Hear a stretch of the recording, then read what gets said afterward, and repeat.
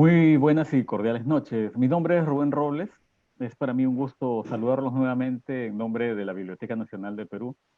Nos encontramos en la tercera sesión de este ciclo de conversatorios titulado La Biblioteca Nacional de Perú rumbo a los 200 años de historia. Y a través de estos conversatorios continuamos explorando la historia de la Biblioteca Nacional y, ¿por qué no, un tanto la historia del libro en el Perú? La dinámica de este espacio es por lo demás sencilla. Tras estas breves palabras de presentación que estamos teniendo, nuestro invitado contará con un tiempo para exponer su tema y pasado este lapso le haremos llegar las preguntas que ustedes, querido público, formule desde sus casas, ¿no? En las primeras sesiones hemos hablado de la historia de las bibliotecas nacionales de la región, con algo mayor de énfasis en la Biblioteca Nacional Mariano Moreno de Argentina. Hemos hablado también de los primeros años de la Biblioteca Nacional del Perú, deteniéndonos un poco en este discurso ilustrado con el que fueron creadas, ¿no? Esta vez, como una ocasión especial, eh, tenemos el honor de presentar, en nombre de la Biblioteca Nacional del Perú, a nuestro ponente, el doctor Pedro Guibovich. El doctor Pedro Guibovich es un personaje conocido y querido para la Biblioteca Nacional por diversos motivos. Primero, porque es un lector asiduo y riguroso, porque es uno de los historiadores que mejor ha estudiado la historia de nuestra institución cultural y porque en diversas ocasiones además ha participado gentilmente de las conferencias organizadas por la biblioteca, brindándonos valiosa información. El doctor Giovich es doctor en historia por la Universidad de Columbia, es licenciado en historia por la Pontificia Universidad Católica del Perú, lugar donde además ejerce la docencia.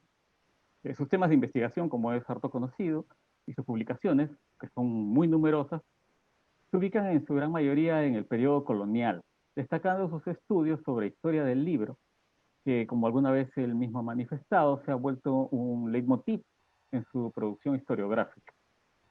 Estudios sobre la imprenta, la producción y circulación de libros, la censura inquisitorial y, por supuesto, las bibliotecas, son temas a los que ha dedicado extensas horas de estudio y, por supuesto, de escritura. Fruto de estas investigaciones nos ha brindado textos como La Inquisición y la censura de libros en el Perú virreinal, 1570-1813, publicado con el Fondo Editorial del Congreso de la República, Sociedad y Gobierno Episcopal, las visitas del obispo Mollinedo y Angulo, 1674-1687, en coautoría con Luis Eduardo Buffardin, publicado por el Instituto Francés de Estudios Andinos, Lecturas Prohibidas, la censura inquisitorial en el Perú tardío colonial, publicado también por la Pontificia Universidad Católica del Perú, El edificio de letras, jesuitas, educación y sociedad en el Perú colonial, publicado por la Universidad del Pacífico, y una extensa lista de libros que probablemente darían para una conferencia. En esta ocasión, el doctor Pedro Guibovich nos presentará dos temas conexos y muy relevantes mediante la conferencia titulada La Biblioteca Nacional durante la Guerra del Pacífico y la reconstrucción de Ricardo Palma. Adelante, doctor, lo escuchamos. Buenas noches a todos. Muchísimas gracias, señor Rubén Robles, por su amable presentación y reitero mi agradecimiento a todos los que esta noche participan de mi interés, ¿no? De mi curiosidad por la historia de la Biblioteca Nacional, una institución hacia la cual yo tengo, como lo dijo el señor Flores, una estrecha relación, ¿no? Casi afectiva, desde la época en que era estudiante de historia en la Universidad Católica. Entonces, el título de mi presentación esta noche, ya ha sido adelantada, pero no está de más repetirla, es La Biblioteca Nacional durante la guerra con Chile y la reconstrucción de Ricardo Palma. La antigua y rica Biblioteca del Perú fue transportada a Chile. En el último cuarto del siglo XIX, han sido los libros el pan de la inteligencia, considerados como botín de guerra. Hemos retrocedido a los tiempos bárbaros del califa Omar. De esta forma le expresó el escritor Ricardo Palma al erudito español Marcelino Menéndez y Pelayo su estado de ánimo ante el saqueo de que había sido objeto la Biblioteca Nacional del Perú por parte de la oficialidad militar chilena durante la ocupación de Lima, entre 1881 y 1883. A continuación, Palma le refirió que el gobierno peruano había decretado la fundación de una nueva biblioteca, honrándole con la dirección de ella, y le agregó: el país ha acogido con entusiasmo el propósito y en menos de 15 días ha recibido donativos por más de 10.000 volúmenes. En el contexto de la posguerra, con un país en ruinas y sin recursos económicos, no extraña que Palma concluya su epístola haciendo un pedido de donativo de libros en términos que lo harán célebre. Un bibliotecario mendigo se dirige, pues, al ilustre literato para pedirle la limosna de sus obras y que avance su caridad hasta solicitar de sus esclarecidos compañeros en las academias de la historia y de la lengua contribuyan a la civilizadora fundación encomendada, más que a mis modestas aptitudes, a mi entusiasmo y perseverancia. El apelativo de bibliotecario mendigo le ganó a Palma en vida y sobre todo en la posteridad fama. Es conocido su trabajo no de fundación, sino de reconstrucción de la biblioteca. En gran medida, él pudo llevar a cabo dicho trabajo debido a su reputación como hombre de letras y a sus relaciones con los integrantes de la República de las Letras de habla hispana. En esta presentación trataré sobre el expolio de la Biblioteca Nacional durante la guerra con Chile, y esta presentación tiene 3 partes. En la primera, trataré de cuál era el estado de la biblioteca antes de 1881, año de inicio de la ocupación chilena de Lima. En la segunda, me ocuparé específicamente del expolio de la biblioteca durante la ocupación militar chilena. Y en la tercera parte, referiré acerca de la labor de reconstrucción realizada por Palma. Todo ello, esos 3 puntos, me servirán para reflexionar desde una perspectiva histórica acerca de nuestro compromiso como ciudadanos en la conservación del patrimonio bibliográfico. Empezaré hablando sobre la biblioteca antes de 1881.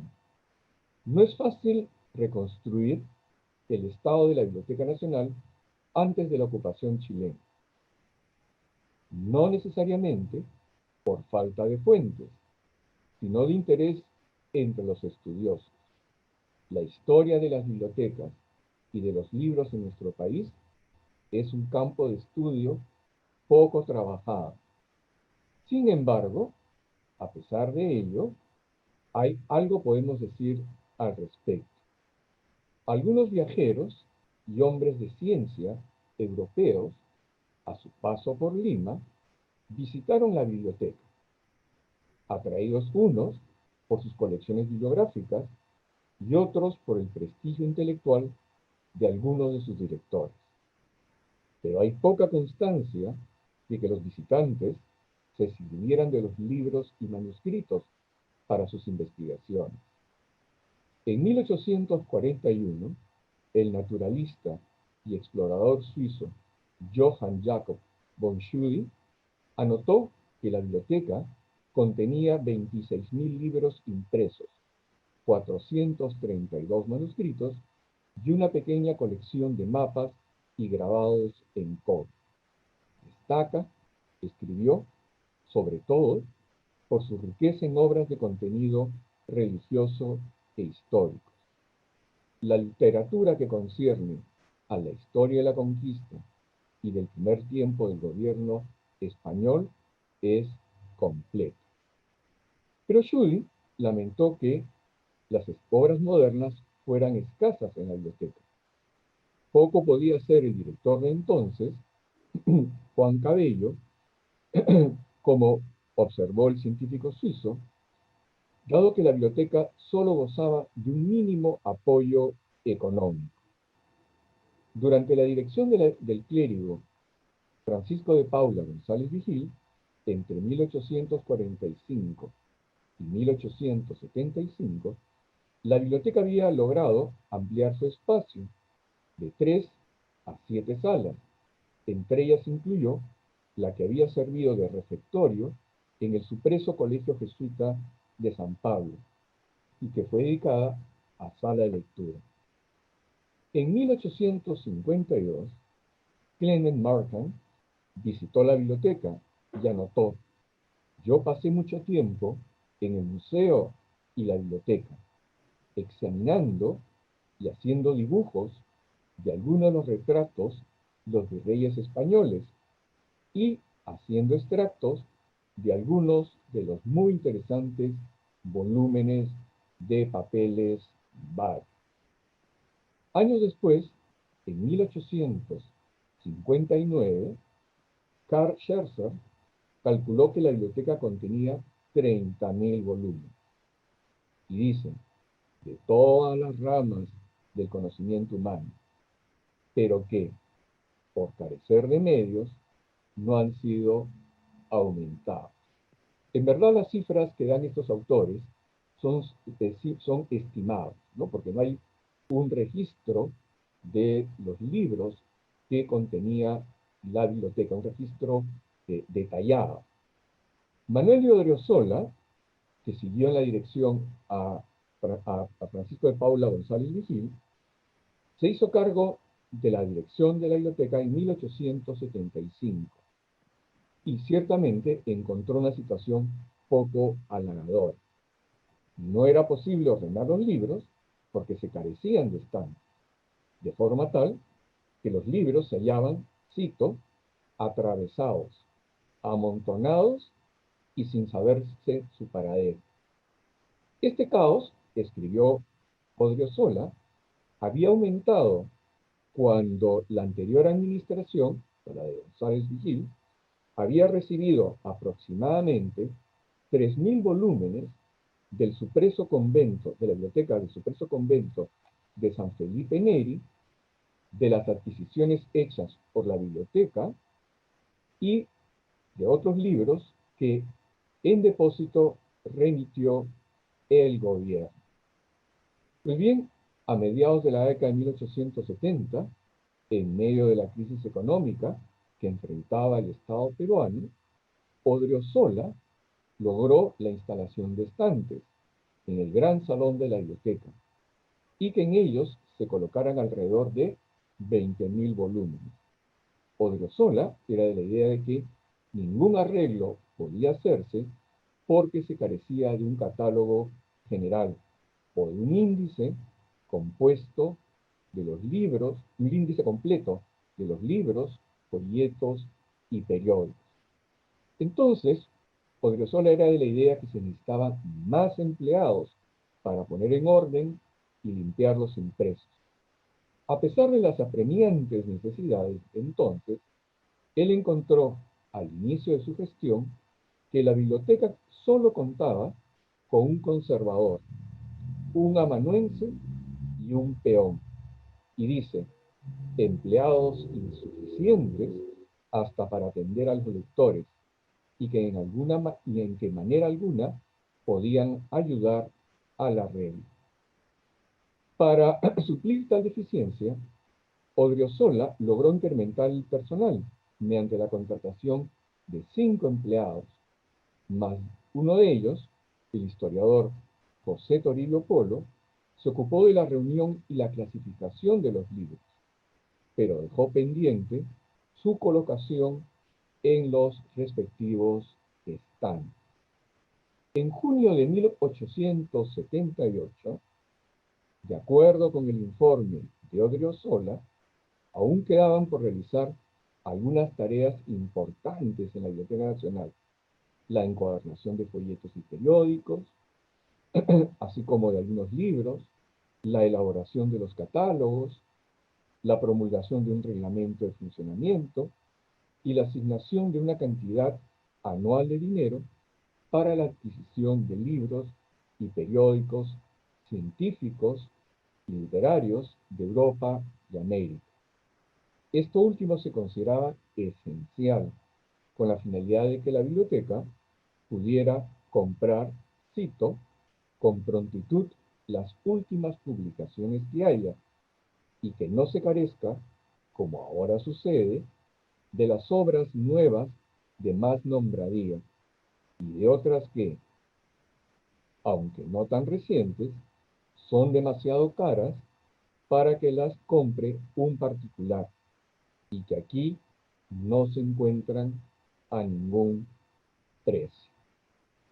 En vísperas de la ocupación chilena de Lima, en enero de 1881, si hemos de dar crédito al testimonio de Odriozola, las colecciones de libros lucían ordenadas al estar colocadas en estantes. No obstante, la biblioteca debía parecer, en mi opinión, más una suerte de depósito y museo de impresos que una institución destinada al uso de los lectores. No tenía catálogo. Palma, Palma que era subdirector de la biblioteca, que era el inmediato a Odriozola, llegó a describirla como un hacinamiento de libros colocados sin concierto e invadidos por la destructora polilla. En ese entonces, la biblioteca solo atendía 4 horas al día y su fondo bibliográfico estaba constituido en su gran mayoría por obras de los siglos XVI, XVII y XVIII, ¿no? Procedentes de las bibliotecas de las órdenes religiosas, así como lo había observado Schudy años atrás. Esta característica de la biblioteca, ¿no?, de contener muchos libros antiguos de tiempos coloniales, no es única de la Biblioteca Nacional del Perú.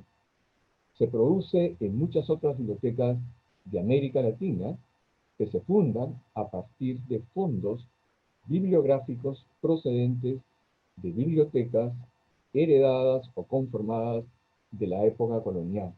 Entonces yo tengo la impresión, tan solo la impresión, que el hecho que la biblioteca tuviera pocos libros modernos y muchos libros antiguos, ¿no?, procedentes, repito, de las órdenes religiosas, quizás de alguna manera condicionaba o limitaba el acceso del público o el interés del público. Vamos al segundo punto, el expolio de la Biblioteca Nacional. Después de las derrotas del ejército peruano en las batallas de San Juan y Miraflores, el 13 y 15 de enero de 1881, respectivamente, las tropas chilenas ingresaron a Lima. Uno de los principales problemas que tuvieron que enfrentar fue la falta de alojamientos. Fue así que convirtieron diversos establecimientos públicos, entre ellos la universidad, en caballerizas y cuadras para los soldados. La Biblioteca Nacional no fue la excepción. Más aún, cito, fue la biblioteca uno de los lugares que más despertó la codicia de los vencedores.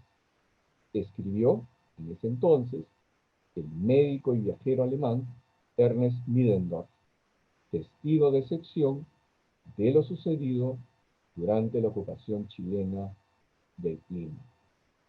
El que la biblioteca fuera objeto de, como dice Middendorf, la codicia de los vencedores es explicable, porque el fondo bibliográfico de la Biblioteca Nacional era particularmente valioso.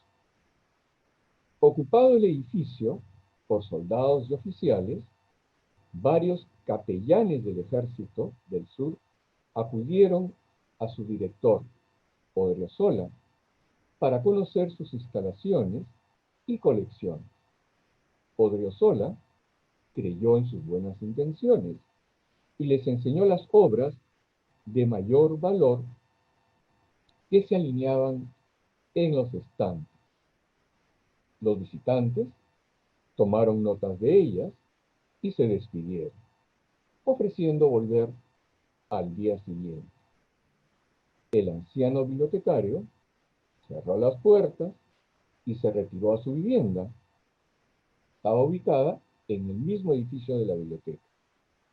Pero al día siguiente, Odriozola notó que habían desaparecido de los estantes las mismas obras tan admiradas y codiciadas por los visitantes de la víspera. Confundido, el director dio parte de lo sucedido a las autoridades chilenas que ocupaban la biblioteca, quienes le dijeron que realmente habían visto sacar muchos libros y conducirlos en carretas, pero tan públicamente que no les llamó la atención. Día después del primer robo, se presentó en el mismo local el coronel Pedro Lagos, acompañado de sus edecanes y de otros ciudadanos chilenos. Recorrieron los estantes y separaron las obras que les interesaron. Terminada la selección, Lagos ordenó que le llevaran todos los libros escogidos.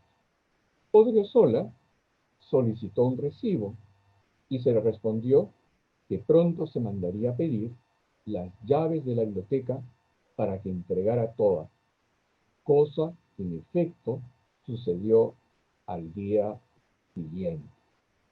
En una carta fechada el 10 de marzo de 1881, dirigida a Mr. Christensen, ministro de los Estados Unidos en el Perú, que se ha hecho paso, es una carta redactada por Palma, pero firmada por Odriozola, se denuncia allí el saqueo en los siguientes términos. El 26 de febrero se me exigió, dice Odriozola, la entrega de las llaves de la biblioteca, dándose principio al más escandaloso y arbitrario despojo. Los libros son llevados en carretas y entiendo que se les embarca con destino a Santiago. La biblioteca, para decirlo todo, ha sido entrada a saco, como si los libros representaran material de guerra. De nada valió la carta de Odriozola, repito, fue en verdad redactada por Palma, porque el robo continuó, como lo refiere Palma en otra carta, esta vez dirigida a Nicolás de Piérola, el 5 de abril de 1881. Allí dice que a fines de febrero de ese año corrió el rumor de que los chilenos pensaban transportar a Santiago de Chile la biblioteca y el archivo nacional. Palma refiere que se dirigió al alcalde Rufino Torrico, quien le respondió que no encontraba la manera de impedir el atentado. Entonces, Palma acudió al ministro francés. Este intercedió con los chilenos para tratar de detener el saqueo, pero no tuvo éxito. El mismo Palma señala que fue Lagos el autor del expolio. Un mes después, el 12 de mayo, Patricio Lynch devolvió al presidente provisorio, García Calderón, las llaves de la biblioteca, pero esta situación duró poco. El 28 de junio, Lynch volvió a tomar posesión del edificio para convertir sus salones en cuadras del batallón Curicó, según sostiene Palma. El oficial chileno dispuso esto aduciendo que los cuarteles, conventos y otros locales donde hasta entonces se había aposentado la tropa chilena eran insalubres y que solo la Biblioteca Nacional, como fábrica hecha por los jesuitas, reúne las condiciones higiénicas apetecible. Vaticinando lo peor, Palma anotó: en poder de la soldadesca es seguro que los importantes códices del Archivo Nacional y los pocos libros que quedan en la biblioteca serán vendidos en las pulperías como papel para envolver. Los testimonios de Odriozola y Palma son confirmados por Middendorf. Según este último, las autoridades de ocupación recibieron la orden de llevar a Chile todos los libros de valor. La consideración de los libros como botín de guerra no era nuevo. Desde tiempo muy antiguo lo fueron por los conquistadores. Yo los invito a leer la historia de los romanos o los invito a leer la historia del expolio de los nazis de las colecciones de libros en los países ocupados durante la Segunda Guerra Mundial. Pero volvamos a nuestro tema.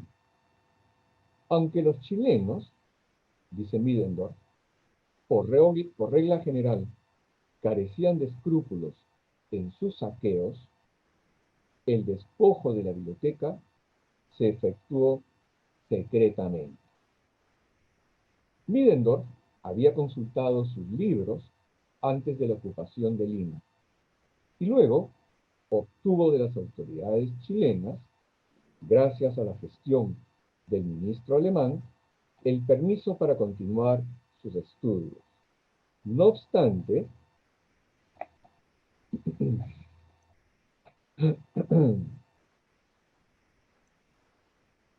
contar con la autorización, el acceso a la biblioteca le fue negado.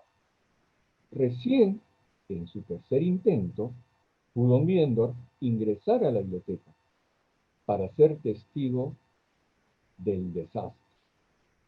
A ambos lados de la entrada encontró cientos de cajones de madera vacíos para transportar libros.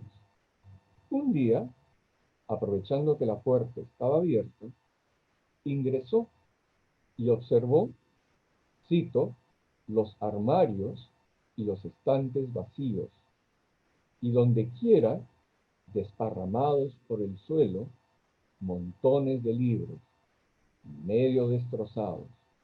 Los soldados los vendían a los pulperos, y estos, durante semanas, envolvían los paquetes en hojas arrancadas de los infolios de los padres de la iglesia.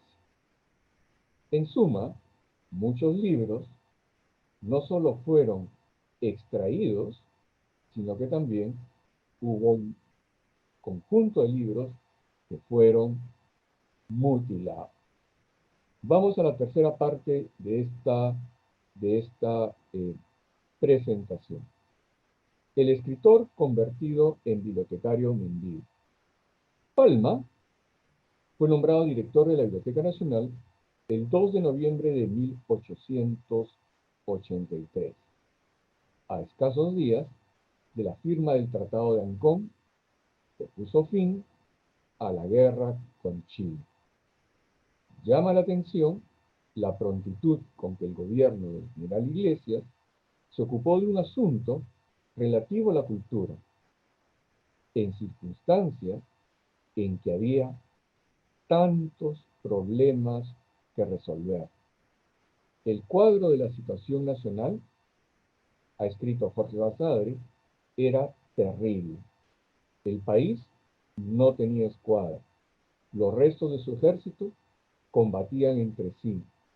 Abrumaban a la hacienda pública y a la economía privada el empobrecimiento general del país, la fuga o la merma de capitales, la depreciación progresiva del papel moneda que las necesidades de la defensa obligaron a emitir con abundancia, la semi-paralización del comercio exterior durante 5 años, la destrucción sistemática de la infraestructura en los puertos, la ruina dejada en la agricultura por las batallas y combates y también por las tristemente célebres expediciones del comandante Patricio Lynch, el Príncipe Rojo, como lo calificara Benjamín Vicuña Maquena, y por diversas depredaciones de los ocupantes. Por añadidura, en 1883, los planteles de enseñanza constituían en su mayor parte, cito aquí nuevamente a Basadre, un conjunto de ruinas materiales con los edificios, gabinetes, museos, archivos, inmobiliarios, maltrechos o perdidos. En esta situación, ¿no?, de crisis, la preocupación por la Biblioteca Nacional, sostiene Guillermo Durán, se explica por una razón de naturaleza psicológica. Había que demostrar confianza y optimismo en todos los sectores de la actividad estatal para remediar la larga secuela de males que afligían al país. El gobierno de Iglesias, al enfrentarse a la desastrosa realidad y tratar de restañar las heridas, debía comenzar precisamente por restablecer la administración pública, que se hallaba en desorden, e iniciar el periodo de reconstrucción. Pero también hubo una dimensión simbólica en la decisión del presidente Iglesias, la de emular al general José de San Martín. De acuerdo con Palma, Iglesias, en una conversación, le dijo que, así como para San Martín, después de jurada la independencia, en 1821, su primer acto administrativo fue el decreto creando la Biblioteca Nacional, él se había propuesto imitarlo, decretando, sin pérdida de tiempo, la restauración del establecimiento destruido por los chilenos. De modo similar que el libertador argentino, el presidente Iglesias se había impuesto romper con el pasado inmediato, mediante la reconstrucción de la más emblemática de las instituciones culturales de nuestro país. La forma como Palma fue llamado a hacerse cargo de la dirección de la biblioteca la ha narrado él en un breve opúsculo, en un folleto aparecido en 1912, el año en que él, a raíz de un desacuerdo con el presidente Leguía, renunció a la dirección de la Biblioteca Nacional. En este opúsculo refiere cómo, a fines de 1883, recibió una invitación del dueño del diario La Prensa de Buenos Aires para trabajar en su cuerpo de redacción. Durante la guerra, Palma había servido de corresponsal enviando un escrito quincenal. La propuesta del señor Paz, escribió Palma, me imponía la obligación de colaborar semanalmente con un artículo histórico, tradicional o de crítica literaria, y la remuneración era tentadora. Poco tiempo después de la entrada del general Iglesias en Lima, Palma acudió a entrevistarse con él para pedirle, dada su condición de empleado del Estado, licencia para ausentarse del país y viajar a la Argentina, pero también para pedirle el mantenimiento de su sueldo. Iglesias le dijo que lo complacería gustoso y que consultaría su pedido con los ministros Manuel Antonio Barinaga y José Antonio de la Valle. Al día siguiente, al acudir Palma a una cita con Lavalle, éste le pidió que permaneciera en el Perú y que restaurase la Biblioteca Nacional. Utilice usted, le dijo, Lavalle, en beneficio del país, su prestigio literario en el extranjero, sus relaciones personales con los hombres eminentes de cada nación americana y de España. Por su parte, Palma le respondió a Lavalle: ¿me propone usted que me convierta en bibliotecario mendigo? A lo cual el diplomático replicó: justamente, pida usted limosna para beneficiar a su patria. La resistencia de Palma a aceptar el cargo fue vencida debido a la intervención del general Iglesias. Varias fueron las consideraciones que pesaron para que Palma fuera nombrado director de la biblioteca. Como hombre de letras, era acaso el único escritor peruano con importante reconocimiento dentro y fuera del país, lo que lo hacía la persona idónea para llevar a cabo la tarea asignada. En su condición de académico, correspondiente de la Academia Española de la Lengua, podía acudir a sus similares, pero también a numerosos hombres de letras en el mundo hispánico para lograr, ¿no?, su cometido. Junto a las razones estrictamente académicas, las hubo también de tipo personal. Palma mantenía buenas relaciones con los dos principales del gobierno de Iglesias. Barinaga, quien presidía el gabinete ministerial, había sido su compañero en el Colegio de San Carlos, y Lavalle, que ocupaba la jefatura del Ministerio de Relaciones Exteriores, era su amigo de la infancia. Además, el presidente Iglesias y Palma eran amigos desde la juventud y se guardaban un mutuo aprecio. Desde un inicio, Palma se involucró en la recuperación de libros y manuscritos de manos de particulares, entre los que se contaron algunos tenderos de la capital. Una de las colecciones así recuperada fue la de Gaspar de la Fuente. Este había legado sus libros al poco tiempo de la fundación de la Biblioteca Nacional en 1824. La colección de la Fuente ocupaba, según Palma, un salón pequeño, y por contener 7.777 volúmenes, se le conoció como el Saloncito de los 4-7. Muchos de los libros, dice Palma, se recuperaron en 1884, devueltos por los pulperos, y así también pudo recuperar el catálogo de la Biblioteca de la Fuente, elaborado en 1824. Lo que también es un hecho, que hubo pobladores en Lima, acaso aprovechando del desorden, se apropiaron de numerosos libros de la biblioteca, de modo que, si bien la mayoría emigró a Chile, una porción quedó en Lima. Las acciones iniciales de Palma frente a la biblioteca se pueden reconstruir en detalle a partir de los epistolares, ¿no?, así como de los oficios que periódicamente enviaba a sus superiores en el gobierno. Un aspecto por destacar es que Palma se propuso restaurar la biblioteca en mejores condiciones a las existentes antes de 1881.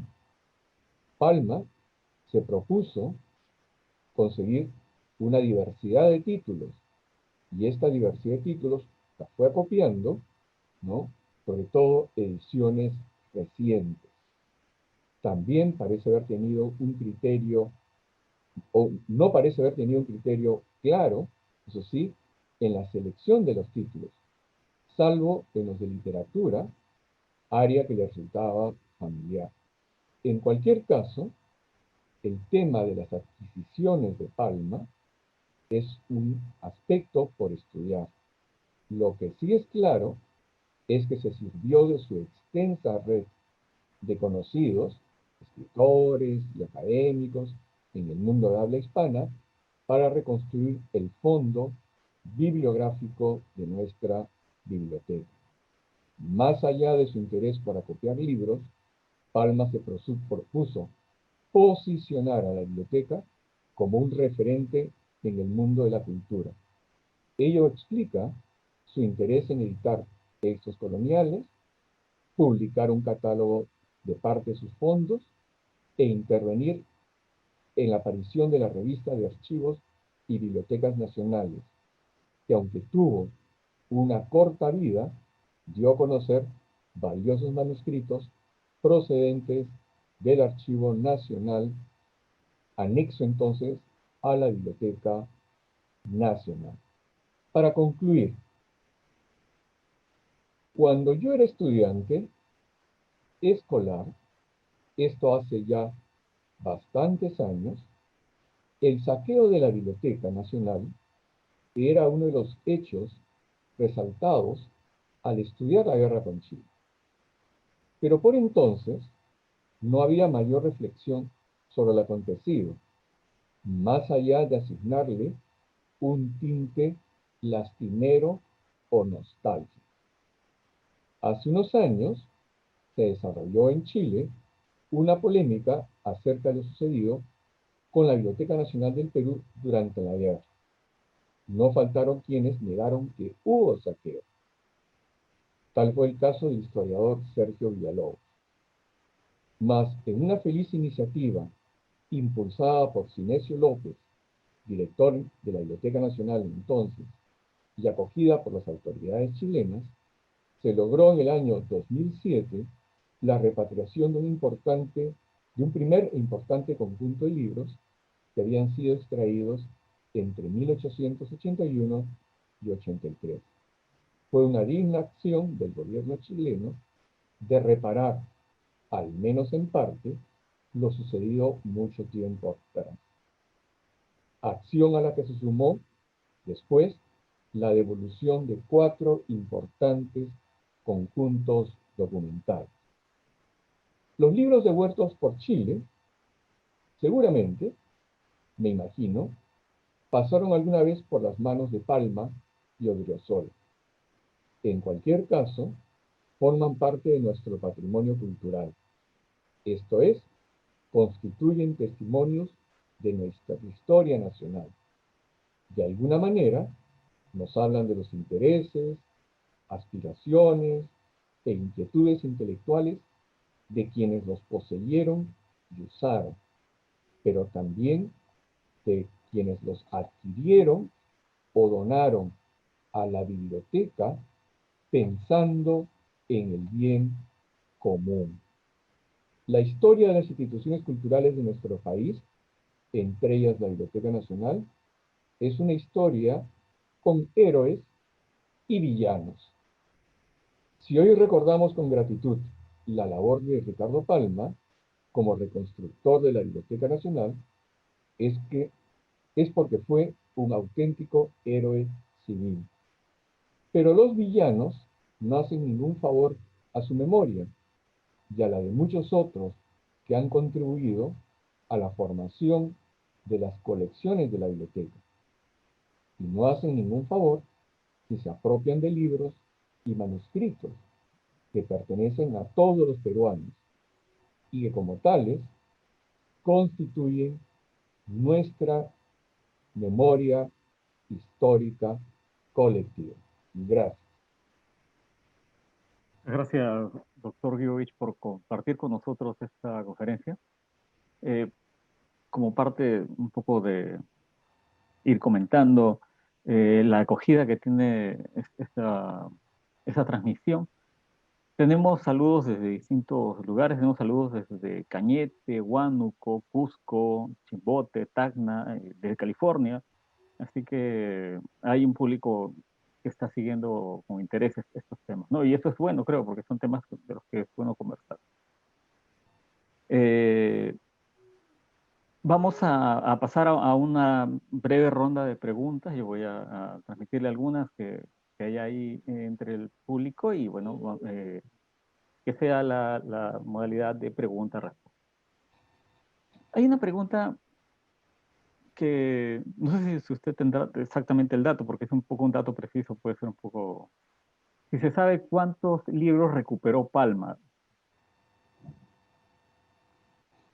Es difícil saberlo, es difícil saberlo porque eh, no he visto un documento en particular, ¿no?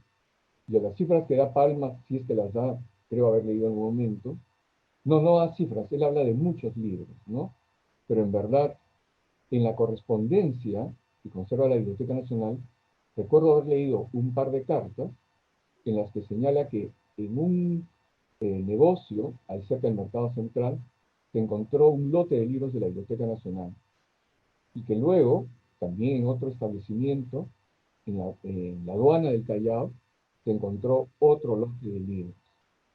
Entonces, si bien Palma eh, tuvo el empeño personal de involucrarse en la recuperación de los libros, hubo también otros ciudadanos, autoridades o ciudadanos anónimos, ¿no? Héroes civiles anónimos, que contribuyeron a la recuperación de los libros. ¿De cuántos libros? No lo sabemos. Es muy difícil saber. Perfecto. Bueno, entre todo da algunas cifras, pero imagino que en algún momento empezaron a ocuparse más ya de la biblioteca en sí, ¿no? Del funcionamiento y dejaron de contar en todo caso. Eh, tenía, entre lo que usted estaba comentando, nos decía que, por ejemplo, y esto es algo que me pareció muy significativo, que Palma hablaba de la fundación de una nueva biblioteca, ¿no? Y yo recuerdo haber visto en las fotografías que se observan de la sala de lectura, estaba allí el afiche de la inauguración de la nueva biblioteca. Digamos, esta visión de hacer una nueva biblioteca cuando podría haberse tomado simplemente como una reconstrucción, ¿se podría hacer alguna lectura? Digo, Claro, lo que dice Palma es que el general Iglesias le encarga la fundación de una biblioteca, de una nueva biblioteca. En verdad, los testimonios de Palma son un tanto impresionistas, ¿no? Acerca del estado en que quedó la biblioteca. Eh, es decir, por momentos da la idea de que no quedó nada, por otro lado, da la impresión de que quedó algo, ¿no? En cualquier caso, lo que hizo Palma fue eh, hacer un acopio de obras modernas, es decir, de obras eh, impresas, ¿no? En la segunda mitad del siglo XIX, que es un tema interesante. Pero cuando uno revisa su correspondencia, Palma hacía pedidos específicos, pero también recibía donativos muy grandes o medianos, de los cuales no sé si hay un registro detallado. Entonces, pedirle que, o pedir que Palma tuviera un criterio eh, determinado, ¿no? O sea, una idea de qué fondos debía tener la biblioteca es mucho pedir.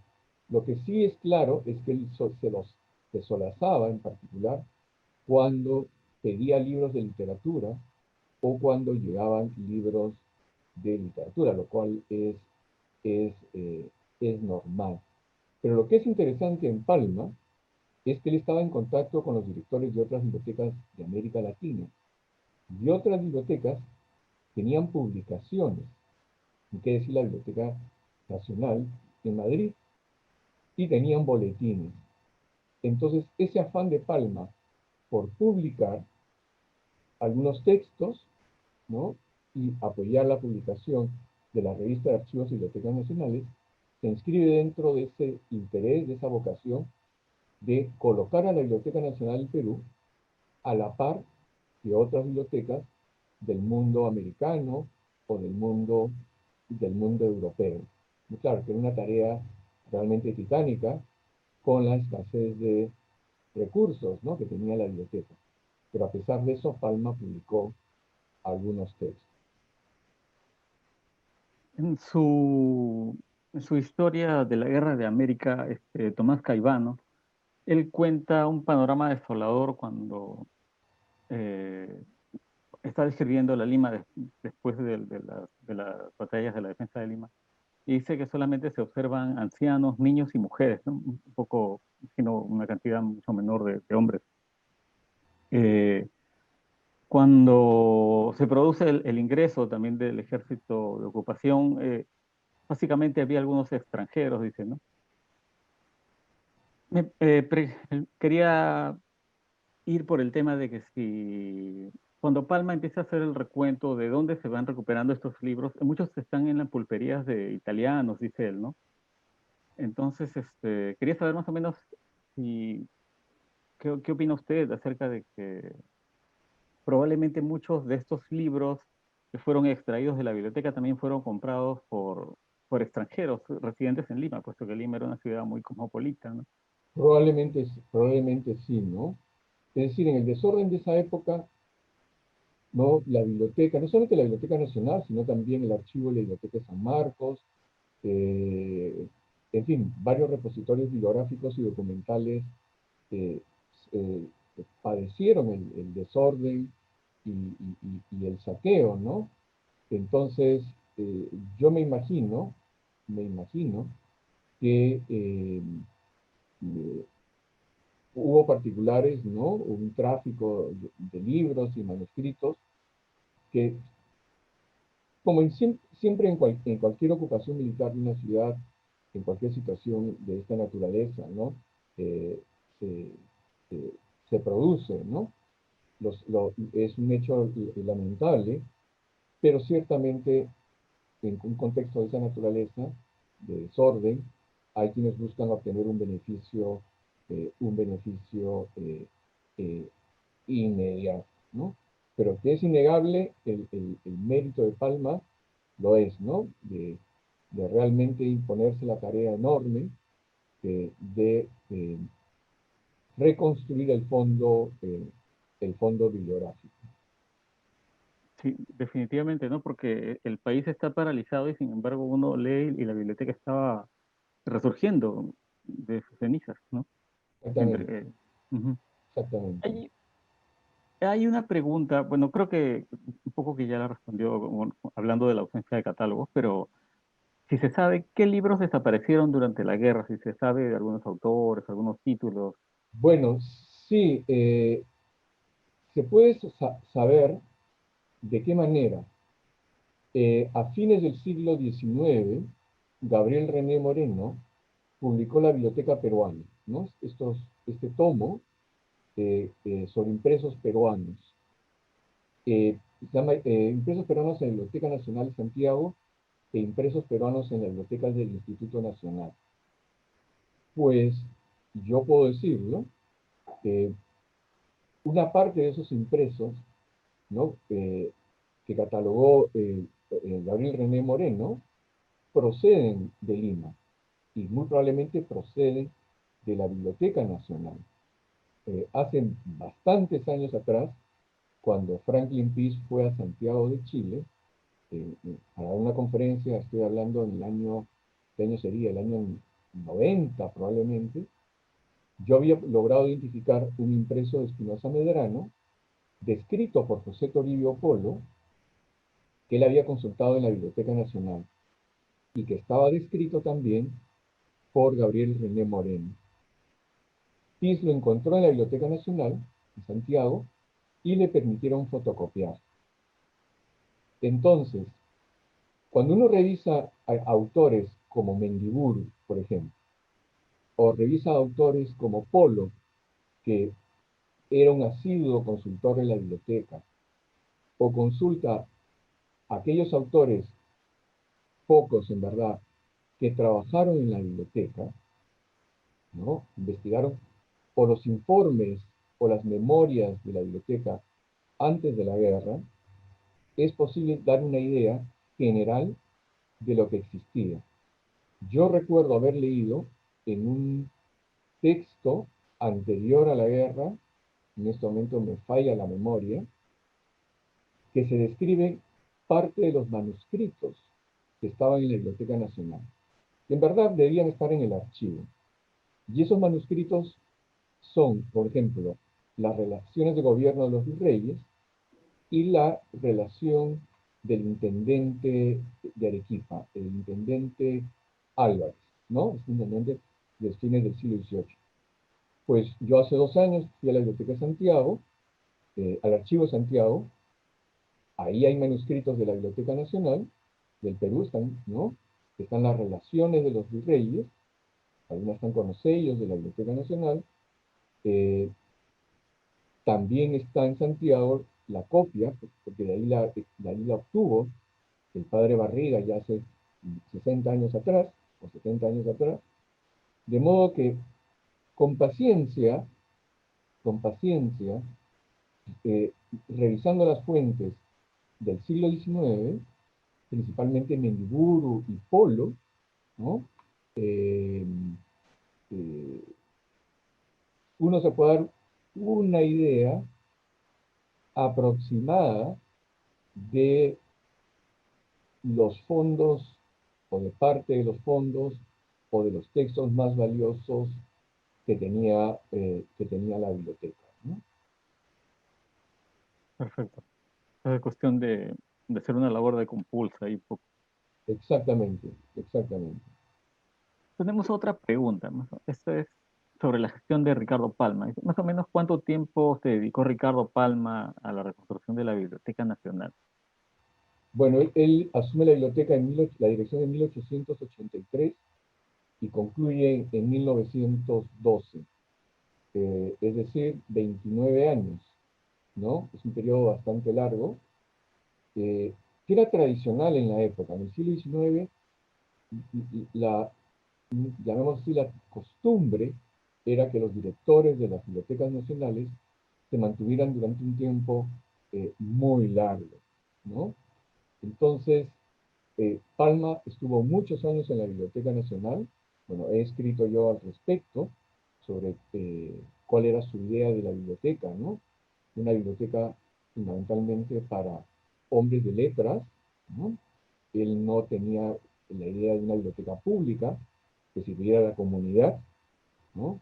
A él lo que le interesaba era una biblioteca para el hombre culto, pero más allá de eso, trabajó infatigablemente, ¿no? Aunque ciertamente el hecho que viviera en la Biblioteca Nacional eh, hacía que a veces confundiera la Biblioteca Nacional o que manejara la Biblioteca Nacional como si fuera su propia biblioteca, pero que era algo relativamente común en el siglo XIX y a principios del siglo XX, ¿no? Entonces, Palma y la Biblioteca Nacional, ¿no? Eran, digamos así, o han pasado a la memoria colectiva como indesligables, ¿no? Perfecto.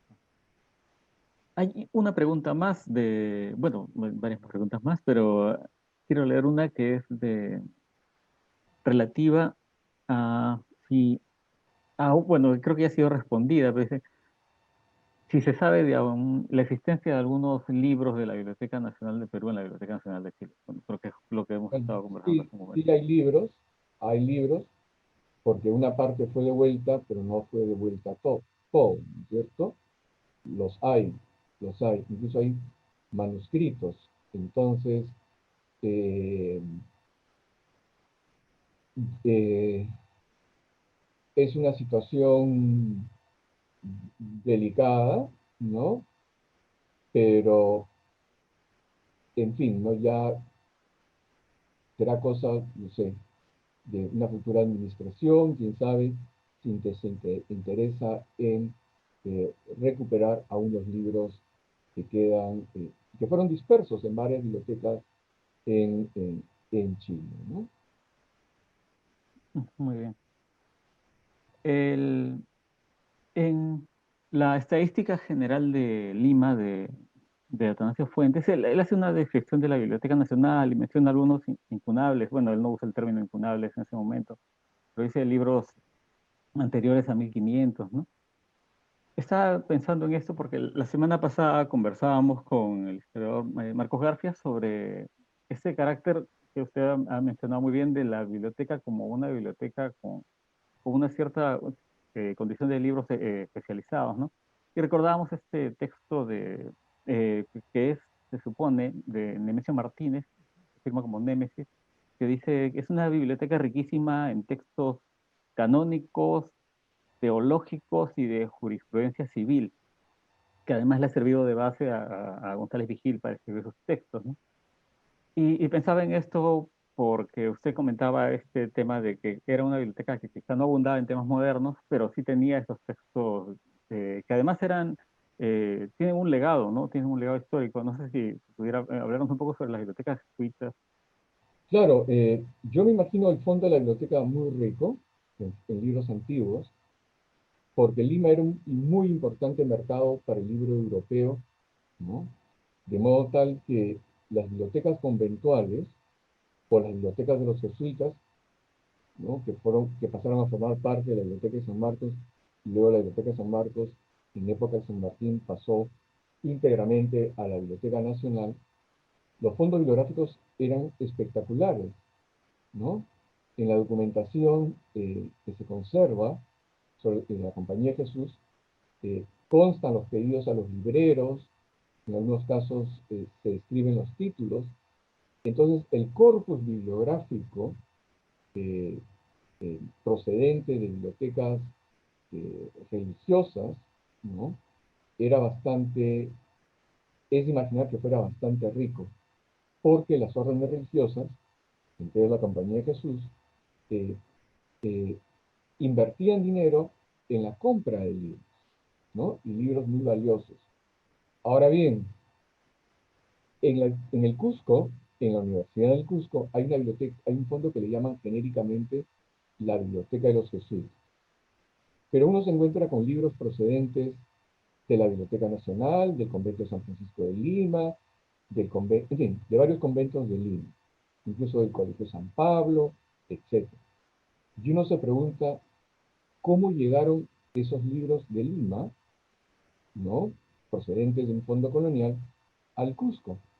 Pues cuando uno revisa la correspondencia de Palma, Palma, los libros duplicados los enviaba al interior del país.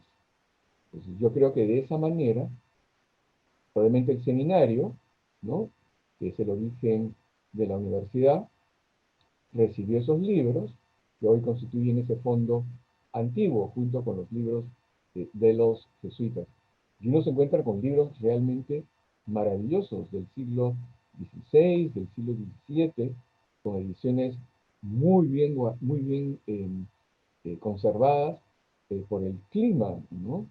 Eh, entonces, los libros antiguos, por eso dije en la parte final de mi conferencia, son testimonio de nuestra historia.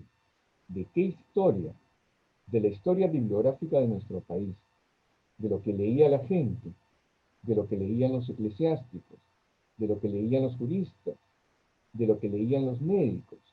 Algunas bibliotecas conventuales permitían, con limitaciones, la consulta de sus libros. Entonces, dada la vida intelectual, cultural que había en Lima y en segundo lugar en Cusco, es comprensible que existieran grandes colecciones de libros y algunos libros realmente ediciones muy valiosas, con grabados a color, en formato grande, etcétera. Entonces, el fondo bibliográfico que se ha ido dispersando, que se ha ido perdiendo, es fruto del comercio, en fin, de la manipulación inescrupulosa o de los desastres, yo me lo imagino particularmente, particularmente rico, como me imagino el fondo de la Biblioteca Nacional antes de 1881, muy rico, ¿cierto? En ediciones antiguas europeas. Claro, que tiene que ver mucho con alguna vez usted ha escrito, ha comentado que si bien hay una suerte de caída del libro impreso en Perú, el tráfico de libros está permitiendo que lleguen estos impresos europeos, ¿no? Estas joyas de la imprenta, ¿no? Bueno, en verdad al Perú siempre llegaron libros, ¿no? Probablemente hubo coyunturas en las que llegaron en menor cantidad, quizás en el contexto de la guerra de independencia o en algún contexto en el que se intensificó la guerra en el Caribe. Pero Lima era en América del Sur la más, bueno, en la América española del sur, era la principal plaza, el principal mercado para la venta de libros desde 1580 aproximadamente, ¿no? Entonces, los libros cruzaban el océano, ¿no? Eh, llevaban, tenían una trayectoria muy accidentada, como accidentada, eran los viajes desde la península al Perú, ¿no? Entonces, el patrimonio bibliográfico, yo me lo imagino particularmente, particularmente rico, ¿no?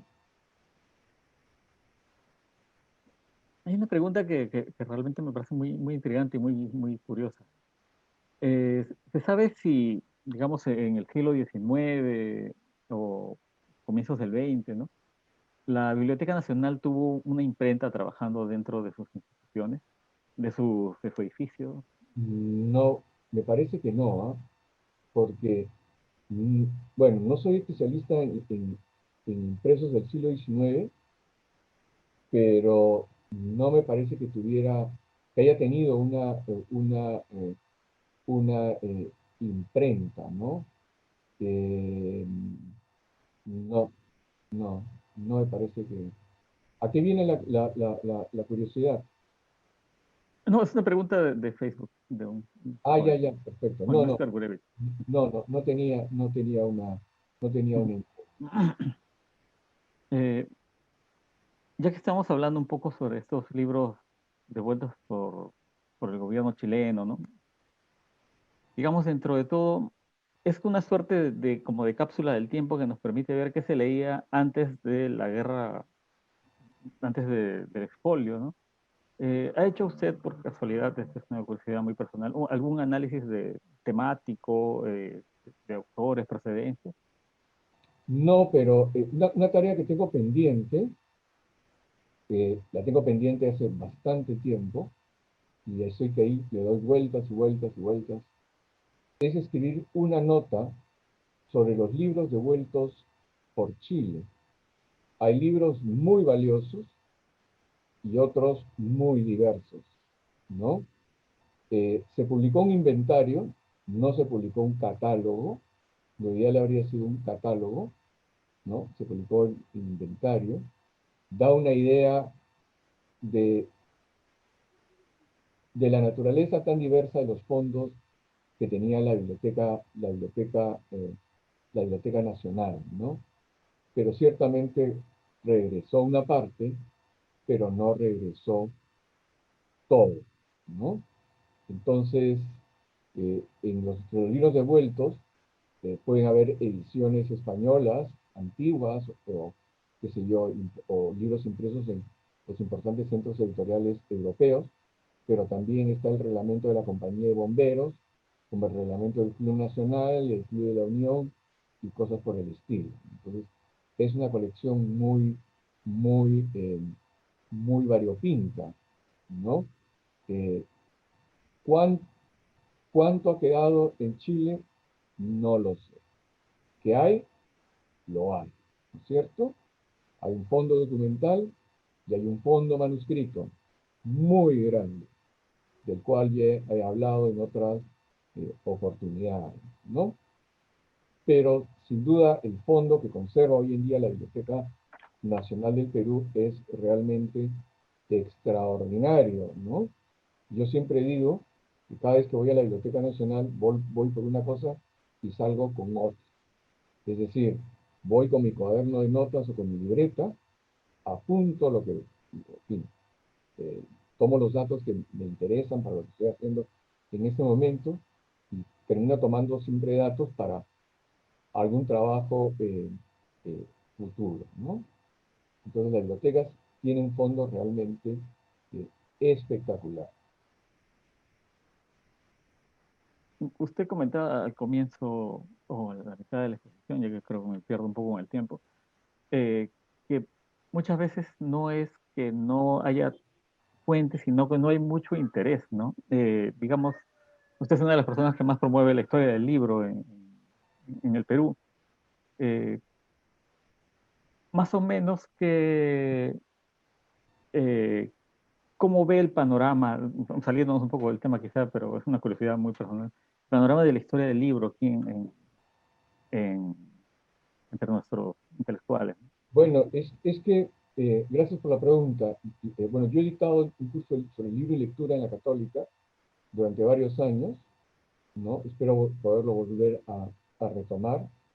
Acabo de publicar un libro en España sobre cómo se producía un libro en Lima colonial. Y yo creo que hay gente interesada en la historia del libro, en la historia de la lectura o de las prácticas de la lectura, de la época colonial, en el siglo XIX y también en el siglo XX. Entonces, lo que yo creo que es, lo que falta son los estímulos, ¿no es cierto? Eh, Cuando yo dicté los cursos en la Católica, eh, conseguí que varios alumnos hicieran sus tesis precisamente relacionados a la historia del libro. Entonces, eh, todo está en fomentar el interés, ¿cierto? En hacer ver cuán importante no solamente es conocer y conservar nuestro patrimonio bibliográfico, sino en entender, ¿no?, que un aspecto importante de la cultura nacional son las prácticas de lectura, el acceso a la lectura, los hábitos de lectura, no solamente del pasado, sino también del presente.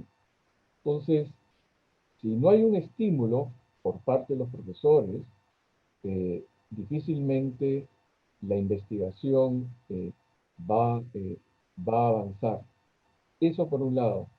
Y por otro lado, si no hay posibilidad o hay posibilidades limitadas de acceder a la bibliografía reciente, porque hay mucha, muchísima literatura sobre historia del libro y la lectura en todos los países, ¿no? Eh, si no hay acceso o no se lee esa literatura, eh, difícilmente se va a despertar el interés. Por ponerles un ejemplo, en México es impresionante la cantidad de textos sobre el libro, lectura, historia del libro, historia de la imprenta, historia de las bibliotecas, no solamente coloniales, sino también del siglo XIX, del siglo XX, etcétera, ¿no? Entonces, ¿por qué? Porque hay profesores o hay seminarios en la universidad o en las universidades mexicanas, profesores que enseñan la disciplina o que dentro de sus cursos, ¿no?, introducen el tema, de manera tal que eso contribuye enormemente a despertar, a despertar el interés. Eh, yo, felizmente, tengo buenos contactos en México, excelentes amigos, y ellos, siempre que sale un libro nuevo, me ponen al tanto de la aparición de ese libro nuevo, o me lo envían, porque ahora la UNAM, por ejemplo, ha colgado todos sus libros en PDF. Dicen: Pedro, ha salido tal artículo, o ha salido tal libro, de repente te interesa, en fin. Entonces, la producción, y lo mismo se puede decir de la Argentina, ¿no? También hay un grupo que trabaja de manera muy interesante sobre historia del libro, sobre historia de la lectura, ¿no? Entonces, es cuestión de motivar, es cuestión de interesar a la gente, porque yo creo que muchos no somos lectores, pero lo que falta a algunos es precisamente ese pequeño, gran estímulo para despertar el, eh, el interés, ¿no? Yo debo mi interés a la historia del libro y la lectura a mi maestro, Luis Jaime Cisneros, que cuando yo tenía 19 años y estaba en la especialidad de historia, un día me prestó un libro, me dijo: léete esto, la edición inglesa de los libros del Conquistador, Books of the Brave, de Irving Leon. Me encantó el libro. ¿no? Él tenía la edición del año 46. Y ese fue el punto de partida de mis intereses.